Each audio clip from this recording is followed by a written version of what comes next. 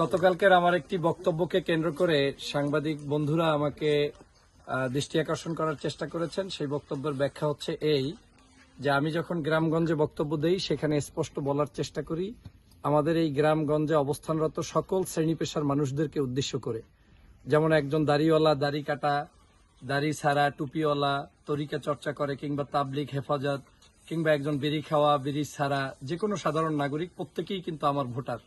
আমার বক্তব্যের মূল উদ্দেশ্য ছিল যে বাংলাদেশের আপনারা যারা বিড়ি খান বা সিগারেট খান, আপনি যদি এই খাবার অভ্যস্ত অবস্থায়ও আপনার দোকানে গিয়ে বসেন, সেই দোকানে গিয়ে আপনি এই বিড়ি খাবেন, সেই খাওয়া অবস্থায়ও আপনি দাঁড়িপাল্লার পক্ষে বক্তব্য রাখবেন কিংবা দাঁড়িপাল্লার পক্ষে আপনি ভোট চাইতে পারবেন।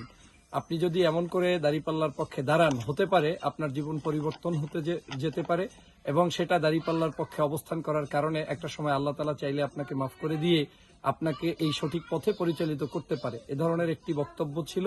সেই বক্তব্যটা হয়তো কেউ কোনোভাবে মিসলিডিং করেছে কিংবা বুঝতে ভুল করেছে, কিন্তু যার পূর্ণাঙ্গ বক্তব্য আমার ফেসবুক পেজে আছে, শুরু থেকে শেষ পর্যন্ত দেখলে কিন্তু আপনারা পারবেন।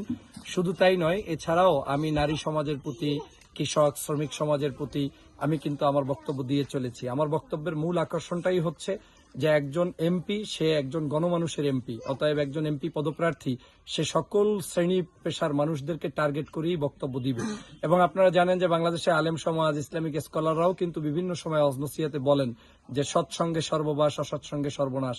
আজকে যারা সৎ পথে পরিচালিত করে, আল্লাহ তাআলা চাইলে একটা সময় তার জীবনকে পরিচালনা করতে পারে, নতুন করে তার জীবন ফিরিয়ে দিতে পারে, সৎ পথে চালাতে পারে। অতএব একজন বিড়ি খাওয়া মানুষ সে কি দাঁড়িপাল্লার পক্ষে ভোট চাইতে পারবে না? একজন বিড়িওয়ালা মানুষ সে কি দোকানে গিয়ে দাঁড়িপাল্লার পক্ষে ভোট চাইবে না? সে কি আমার ভোটার না?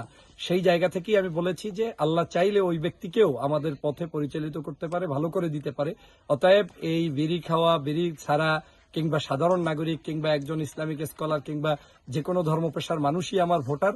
অতএব তাদেরকে আকৃষ্ট করে আমার এ ধরনের বক্তব্য পূর্বেও ছিল, গতকালকেও ছিল, ভবিষ্যতেও থাকবে। হয়তো আপনাদের বোঝার ব্যাপারে আমি আজকের এই ভিডিওর মাধ্যমে ক্লিয়ার করে দিচ্ছি। তবে এখানেও যদি কেউ বুঝতে ভুল করে থাকেন, আমি মনে করি সেটা একান্তই আপনার ব্যক্তিগত ব্যাপার। আমি সেজন্য আপনাদের কাছে আন্তরিকভাবে দুঃখ প্রকাশ করছি। সবাইকে ধন্যবাদ। আসসালামু আলাইকুম রহমতুল্লাহ।